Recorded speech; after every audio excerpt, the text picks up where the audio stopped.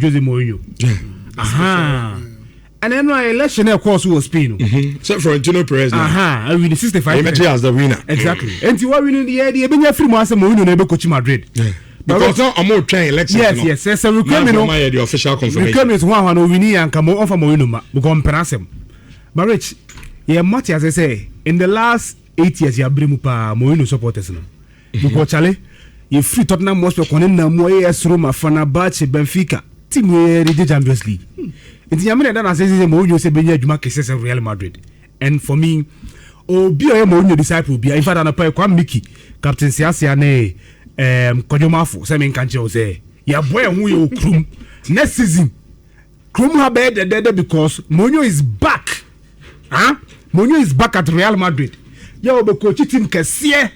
Yeah, visit possibly commit Manchester United in the Champions League. And he said, then he's a cry. And to which I we are here to tell our listeners, say, Mourinho is back. And who are we a disciple of Jose Mourinho? The morning. So I pigeon see disciple now. Oh, Mose, listen, can was sending message on a panel. Send me back and can't only did can fetch me. Oh, Mose, Esquire fetch me. Only did kind.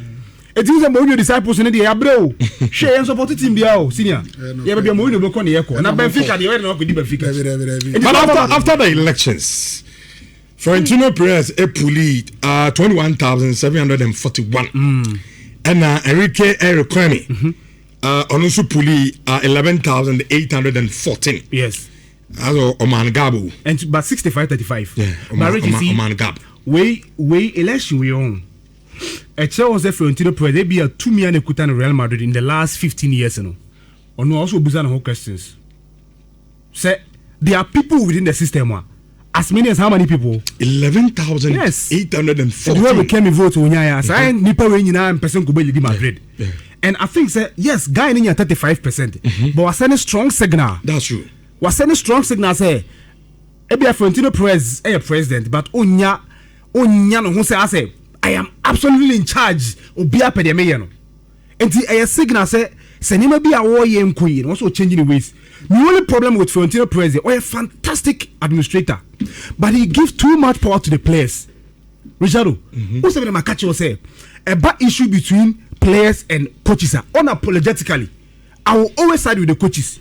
Go players on me a bad. But on also Makachi say, the Amumufu said you disagree with him. No?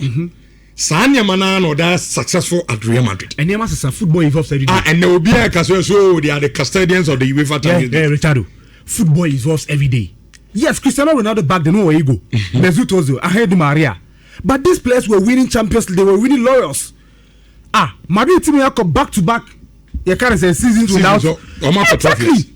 It's Vinicius Junior, Kylian Mbappe, Amoto, more bloated ego. What have you got to show?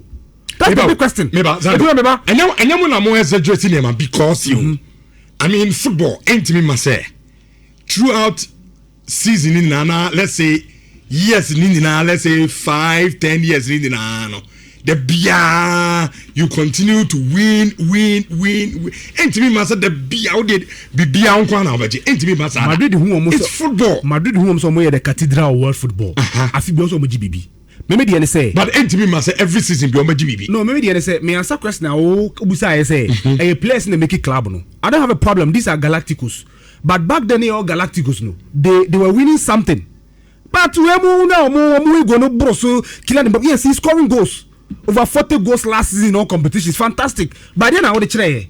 Madrid no. So also when you be the Chelsea me here, me the Champions League, me the league. And you, because all brofo and as all brofo coaches who say when you be actually.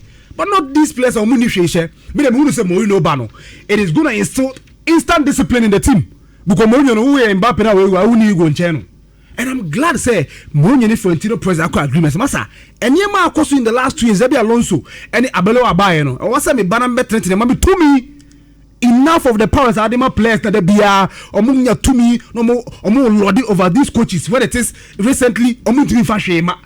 And the rich, maybe I'm glad Florentino Pérez won the election, but only say Ebia back then to me and Ebia Kutana or Didi Jumano. There are people within the system. Oh, Real Madrid. Komunya and Kiyotuno. And the name be a warrior and Queen. I think it's also done in the whole done in Yemani Kakra. No such a name on the West B. Said a bit more comforting Madrid fan beer because at the end of the day, these people who really didn't vote for you know, you need their support as well. And which I am glad Mourinho is coming back.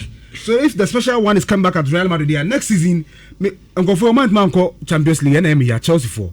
Coming in and league face here, they more what I say. Make be a man use any more match be. Can you bad cry? What I say? And Mourinho is back. Listeners, Momo Maninho, Mourinho, he's back. Asama me di ba no pa tete. Mourinho ne dia no we. E dey na Mourinho be. Mourinho. Na asama na o kan za no. Mourinho. Obey den. Says how it to start no. Me team players no dey ba dia. Obe fe do Real Madrid. Mourinho who was sani mom. Look. Eh? Oh, asani mom. Mourinho ba Manchester United. They be as we me ka. It's not like you're sacking because of that onyadio. You're sacking because of non-performance. No. But at a point you realize I said, oh, any players in the problem, especially with the senior players. I know Okoye negotiate Musei. What's your say? I could see actually, but you see, players now. Labor. Pogba no who this who Anthony Martial who this Listen, Zando. You see, you do love one. Yentini maybe I say. Yempo. The players are the main actors of the game. But players who coach them. I understand. But you see, baby, sometimes I'm in Mourinho problem, and they say, so when most of the players no money Gina Park and so bobo, any problem, it affects the club. Oh no, say most of the players will have problem. I mean, some of these days which I do. Hey, I don't know Manchester United. Want to be? I'm coming with an empanadas. Man United players three penny for Pogba. Anthony Martial, open your mouth for and so the point of the team or the discipline. Exactly. I understand. Yes. But I mean so or yaman a broso. I'm not two players never say omunya discipline. Say the beya coach never be you see players now you come as coach be on the issue episode with some of these players. But say what now results now? Yeah, me Guardiola. Say in the on ya turi. What I say? Guardiola what you can say. Bayern Munich. I think one final be on my pep talk. No Mario goes a shenche. Who do the one was that video? No, or pardon to catch it. Mechano. But the results they have a big issue. Most of these coaches almost try some exert influence on these players. But who are results are not about a big issue. Maybe they say players say they are there to work under the supervision of the head coach. The coach never can say more parks now. They coach at the end of the day. Why they are near Pamono. But not when players at some like you be never say now move to be winning another Biana young family Mourinho is at Madrid to install discipline. The SC in the past I want to believe say also Cotran chain and I'll call Benfica, Fenerbahce, any AS Roman was your name Brea. I mean how to manage players. Yeah, I fear them Madrid Jumana man over manage big players no.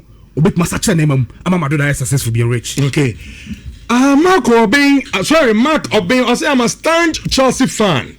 But Mourinho, dear, the referee coaching.